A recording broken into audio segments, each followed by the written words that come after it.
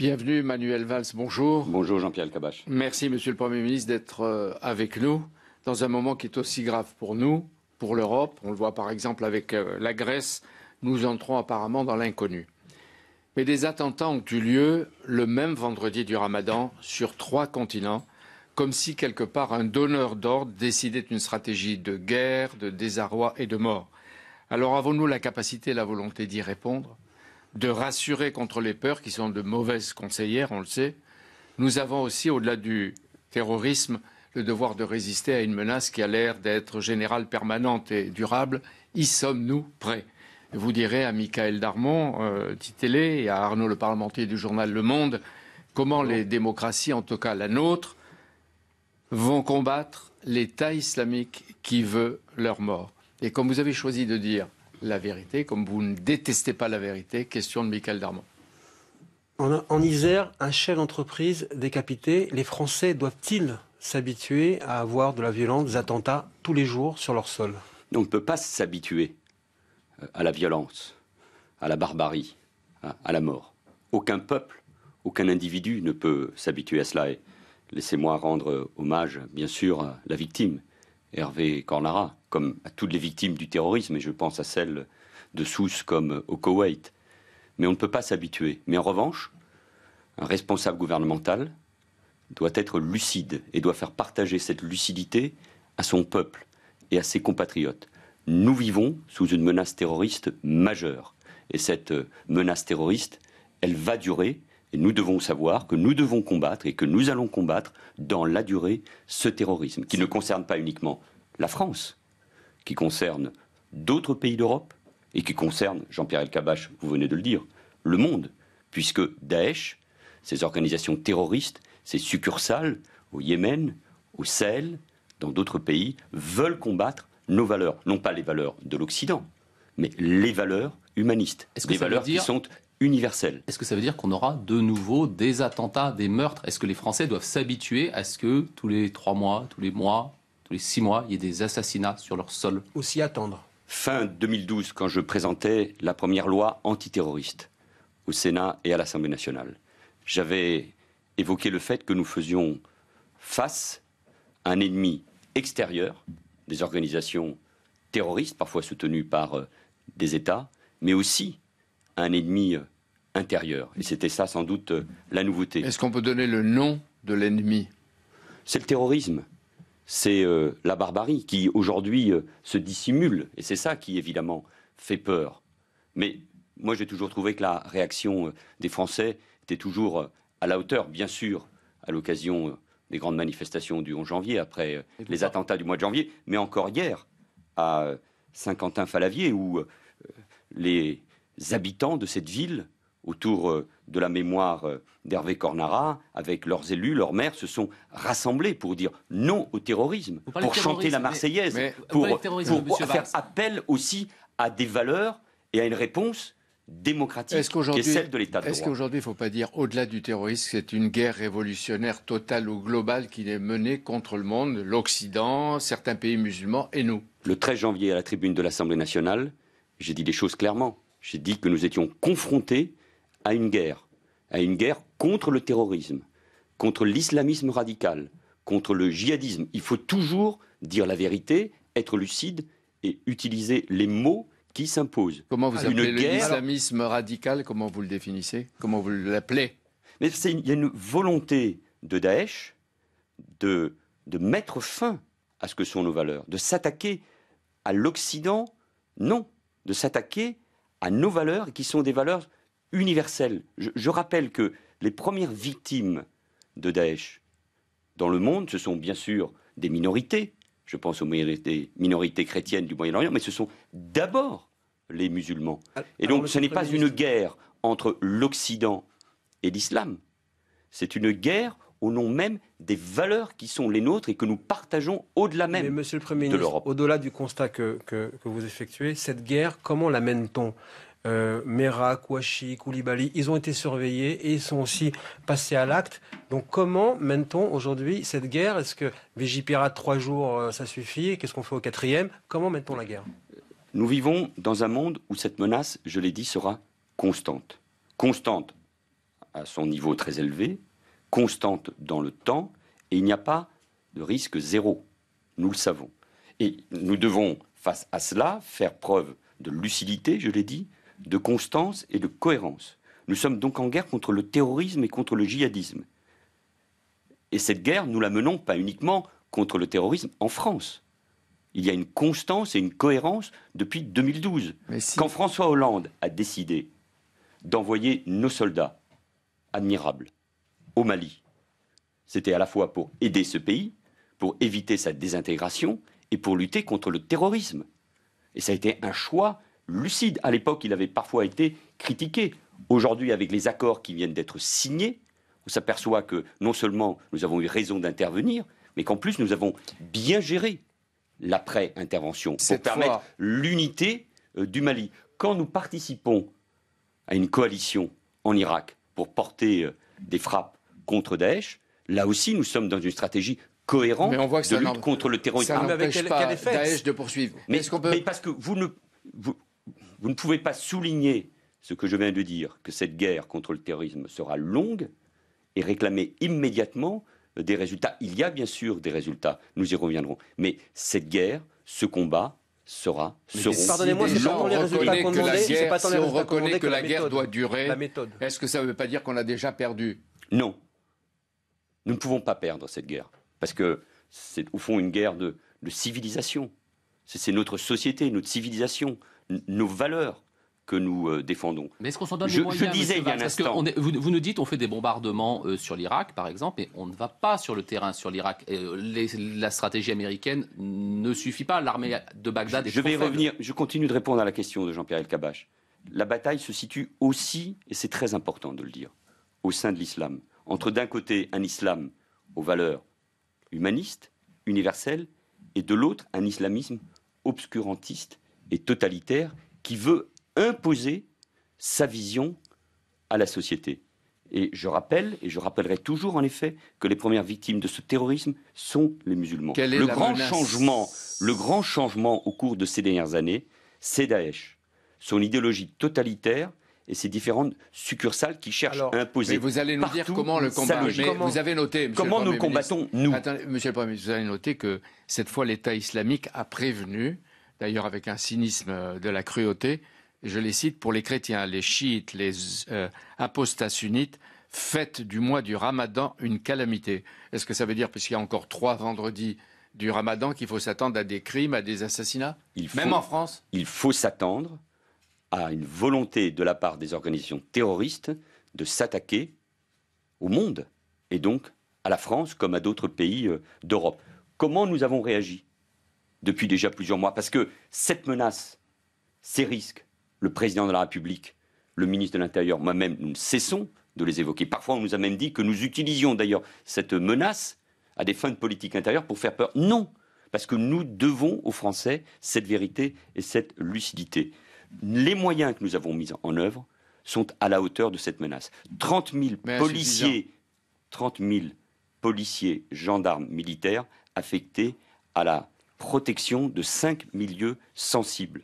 Nous sommes en train de créer près de 2000 postes supplémentaires, 1830 pour être exact, de policiers et de gendarmes dédiés à la lutte contre le terrorisme, dont 930 sont affectés au renseignement intérieur. Donc vous n'êtes pas d'accord avec Marine Le Pen et ceux qui lui ressemblent, qui disent qu'on n'a pas assez de moyens et que le gouvernement et l'État sont tétanisés. Mais je ne veux en rien polémiquer. Je rappelle que nous allons créer, et certains sont déjà mis en place, 950 postes supplémentaires pour les juridictions spécialisées. Là, je veux parler de la justice, dans la lutte contre le terrorisme et en milieu pénitentiaire. Donc, il faut poursuivre en permanence, sans relâche, cette action. Nous avons fait voter 2 lois antiterroristes avec des mesures concrètes et efficaces. Très bien. Jugées en France, non, il faut être précis. Jugées en France, je veux les rappeler à mes compatriotes. Jugées en France des crimes terroristes commis par des Français à l'étranger. Interdiction administrative de sortie du territoire. Création du délit d'entreprise individuelle terroriste. Blocage des sites internet faisant l'apologie du terrorisme. Loi renseignement qui vient d'être votée par le Parlement et qui est aujourd'hui par le président de la République déférée au Conseil constitutionnel. Coopération européenne. Sur tous ces sujets, Jean-Pierre Elkabbach, je le dis en passant, Marine Le Pen s'est en permanence opposée. Nous mettons en place des moyens humains, techniques et de renseignement. Ce rappel est utile aujourd'hui. Est-ce que vous pouvez nous donner des informations sur comment a été formé le suspect donc, de l'Isère? Est-ce qu'il commence aujourd'hui à Je ne peux pas vous donner des informations puisqu'il y a une enquête. À qui a-t-il envoyé la photo qu'il a prise? Il y a une enquête, le elle est Premier placée ministre sous l'autorité du parquet. Je respecte le travail de l'enquête. Et nous savons que ces enquêtes... Les Français doivent savoir, vous venez de le dire vous-même. Mais les Français sauront. Mais je ne peux pas parler à la place du procureur de Paris et des policiers qui sont aujourd'hui, demain, en train d'interroger. Alors, monsieur le Premier ministre, vous avez dit qu'il y a 30 000 policiers, il y a des gendarmes, il y a la justice, il y a tout ça qui est en cours. Expliquez-nous alors pourquoi Yassine Sali a souvent été surveillé. Il a toujours été radicalisé, il n'a jamais été arrêté. Et en plus, c'est un Français. J'y reviens, mais je veux rappeler, parce qu'il faut bien comprendre à quoi nous faisons face. Il y a 1800 personnes recensées, qui sont connues pour être liées aux filières qui concernent la Syrie et l'Irak. Combien de policiers faut pour les suivre? 473 sont recensés. Faut-il poursuivre 473 sont recensés comme étant sur place. 119, souvent des Français, ils sont morts, dont 9 en action suicide. 217 sont revenus sur le territoire national. Beaucoup ont été interpellés et incarcérés. Et combien 315 ont quitté leur domicile pour trouver un moyen de rejoindre la zone. 608 ont manifesté des velléités de départ. Si l'on ajoute à ces 1800 personnes, parce qu'il faut bien se rendre compte que ce phénomène est incroyablement puissant, que nous n'avons jamais fait face à une telle menace. Il faut y rajouter les 500 individus vétérans, comme on dit, d'autres conflits, le djihad afghan, ou impliqués dans d'autres filières djihadistes au Yémen, au Sahel ou en Somalie. Il faut rajouter à cela des centaines de personnes. On dit que pour suivre une personne, il faut 10 policiers. Alors ça veut dire que si vous nous dites qu'il y a 2000 personnes, il faut 2000 x 10, 20 000 personnes? Oui, mais ce n'est pas sur ces bases-là. Je veux dire uniquement que nous faisons face à un phénomène majeur. Et face à cela, depuis plus de 2 ans, nous mobilisons à la fois des moyens humains, des créations de postes, des moyens techniques, avec les lois que nous avons fait voter. Et c'est tout le travail de prévention et de renseignement que nous devons mener. Est-ce que vous pouvez nous dire dans quelle région, monsieur le Premier ministre, il y a le plus de réseaux islamistes et salafistes, djihadistes? Parce qu'on dit la région lyonnaise. Est-ce qu'il y en a dans le sud-ouest? Est-ce qu'il y en a, comme on le dit, dans le nord? Est-ce qu'il y a cette menace potentielle, comme vous le dites, sur tout le pays, sur l'ensemble du territoire? C'est réparti sur l'ensemble du territoire. Mais c'est important aussi de dire que grâce au travail de la police, de la gendarmerie, des militaires, des services de renseignement, plusieurs attentats ont été évités. 6 depuis 2013. Plusieurs filières amenant des apprentis terroristes vers la Syrie ou l'Irak ont été démantelées. Encore cette semaine, 14 personnes ont été interpellées. Est-ce que des sites de prière identifiés comme nous procédons à des expulsions régulièrement. Il y a eu 40 expulsions de prêcheurs, de haine et de terroristes en fin de peine, dont 10 imams qui ont été expulsés, contre 15 au total entre 2008 et 2011. 40 personnes expulsées depuis 2012. Nous procédons même à des déchéances de nationalité. C'est-à-dire que nous mettons tout en œuvre dans la cohérence, dans la constance et avec une volonté qui ne faillira pas. Alors vous le dites et vous le répétez et vous montrez bien l'ampleur, l'envergure de la lutte contre nous et l'Occident et même les musulmans, parce qu'il faut aider les musulmans à combattre la branche radicale qui les combat eux-mêmes. Mais il existe par exemple une centaine de mosquées salafistes en France dont le but c'est vrai de nous conquérir, nous convertir et nous asservir. Pourquoi vous ne les fermez pas? Il y a entre 10 000 et 15 000 salafistes. Il faut expliquer ce qu'est le salafisme. C'est l'antichambre du terrorisme. C'est une vision extrêmement conservatrice de l'islam. Mais je reprends en effet votre formule. C'est souvent l'antichambre de la radicalisation. Et la radicalisation, elle peut conduire à l'antiterrorisme. Donc nous devons faire attention à ne pas créer des amalgames. Mais grâce au travail de surveillance, notamment sur les lieux de culte, les lieux de prière, grâce au travail de renseignement, grâce au travail que nous effectuons aussi avec les autorités de l'islam, nous combattons les risques de radicalisation et ceux qui peuvent basculer dans le terrorisme. L'opposition a parlé de 5e colonne. Est-ce que vous utiliseriez ce terme? Faisons attention à tous les mots. Vous avez dit l'ennemi est à l'intérieur. Moi, j'avais évoqué, oui, parce que c'était ça le changement. C'était ça le changement de ce terrorisme, de cette forme de terrorisme, c'est-à-dire d'avoir des compatriotes ou des résidents en France qui pouvaient passer à l'acte, soit en allant en Syrie, soit tout simplement radicalisés en prison ou sur Internet, passer à l'acte. Je rappelle que d'ailleurs, ce phénomène n'est pas spécifiquement français, qu'aujourd'hui, on peut considérer qu'il y a à peu près 5000 Européens qui sont en Syrie et en Irak. Bien sûr, les pays du Maghreb, Maroc, Tunisie, Algérie fournissent également des contingents de djihadistes particulièrement importants. Mais que nous pensons, nos services considèrent qu'à la fin de l'année, il pourrait y avoir 10 000 Européens engagés dans les rangs de Daesh. Donc, si je rappelle ces chiffres uniquement, c'est parce que nous faisons face à un phénomène majeur et durable qui nécessite à la fois beaucoup de sang-froid, la mise en œuvre des moyens que j'ai évoqués, et de lutte constante et des forces de police et de la justice, mais aussi une mobilisation de la société. Il y a les chiffres, il y a aussi l'attitude des Français, nos compatriotes, musulmans également. Le recteur de la mosquée de Lyon appelle à un rassemblement. Est-ce que le gouvernement appelle à s'y joindre ? Ce n'est pas le rôle du gouvernement d'appeler à cette manifestation, mais tout ce qui permet de montrer... On les laisse seuls se débrouiller ? Tout ce qui permet de faire la démonstration de l'unité, du rassemblement, du sang-froid du peuple français, quelle que soit leur confession, va dans le bon sens. Nous avons besoin de cette unité et de ce rassemblement. Vous insistez, Monsieur le Premier ministre, sur l'unité et le rassemblement dans des heures aussi sérieuses et graves. Pourquoi il n'y a pas un esprit du 28 juin ? Il y a eu beaucoup d'émotions après les attentats du mois de janvier. Contre Charlie Hebdo, contre les policiers, contre l'hypercachère. Pourquoi on ne dit pas nous sommes Hervé Michael Darmon. À ces valeurs. Pourquoi on ne dit pas nous sommes Hervé ? Cette Personne émotion. ne dit nous sommes tous des Hervé.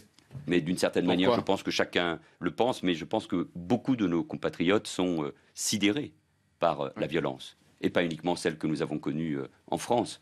Bien sûr, également en Tunisie, ce pays ami et si proche. Et au moment où nous parlons, nous ne savons pas. Mais pourquoi il n'y a pas d'esprit, la possibilité d'un esprit de rassemblement du 28 juin, que vous receviez les leaders des partis, ou vous, le président de la République, les leaders des partis, pas seulement des groupes parlementaires, pour leur expliquer qu'il y a une phase d'unité devant un danger qui ne va pas arrêter. Mais ce n'est pas à nous d'expliquer aux responsables politiques qu'il faut de l'unité. Vous leur donnez les éléments que vous avez. À chacun de se rendre compte et le président de la République, mardi prochain, recevra l'ensemble des groupes parlementaires représentés à l'Assemblée et au Sénat. Parce que c'est la tradition que de recevoir les groupes parlementaires. Nous l'avons fait d'ailleurs encore la semaine dernière sur les questions liées au renseignement et à l'espionnage qu'auraient pratiqué les services américains à notre égard. Nous le faisons régulièrement, mais cet esprit d'unité, il doit s'imposer à tous. Et il s'impose d'abord à moi. C'est pour ça que je ne veux succomber à aucune polémique. Rappeler uniquement ce que nous faisons, notre cohérence et l'engagement qui est le nôtre dans la lutte contre le terrorisme, qui doit être implacable, mais qui sera longue et difficile.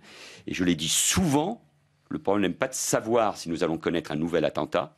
Nous savons que nous pouvons connaître de nouveaux attentats. Vous le répétez ce matin. Vous le répétez. Bien sûr. Quand le problème est de savoir quand et où. Donc c'est pour cela que tous nos services sont mobilisés. Ce sont des moyens considérable et c'est une priorité bien sûr pour oui, la menace est là, hein, Michael Darmon. La méthode, une fois de plus, on a annoncé hier le gouvernement qu'il y avait un durcissement des mesures de sécurité autour des sites industriels sensibles. Est-ce que cela veut dire qu'il va y avoir également un durcissement dans le contrôle des employés et dans leur recrutement ?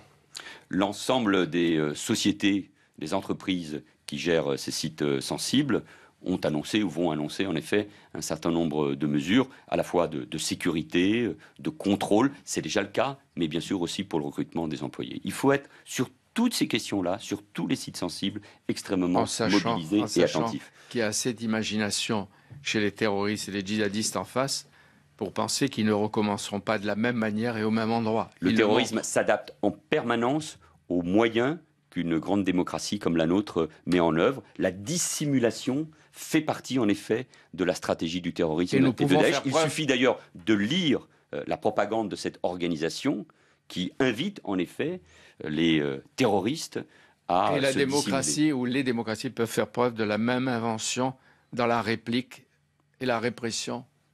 Nous devons mobiliser des moyens exceptionnels face au terrorisme, et je l'avais dit aussi le 13 janvier. Et des moyens qui s'adaptent. Mais jamais d'exception, c'est-à-dire que nous devons toujours agir avec la loi et l'état de droit, parce que précisément le terrorisme cherche à diviser, tente que les États, au fond, agissent de la même manière, par des moyens qui seraient d'exception, qui mettraient en cause nos valeurs. Notre force, c'est la démocratie, c'est l'état de droit, c'est l'unité, c'est le rassemblement, et c'est la constance et la cohérence. Et donc nous devons agir avec beaucoup de détermination, mais en utilisant à chaque fois l'état de droit, parce que c'est la meilleure arme pour lutter contre ceux qui veulent s'en prendre à nos valeurs démocratiques. C'est la première partie de ce grand rendez-vous, et nous avons tous constaté la concentration et la gravité avec laquelle vous traitez ces sujets qui méritent en effet le ton que vous employez aujourd'hui, Monsieur le Premier ministre. Dans un instant avec vous.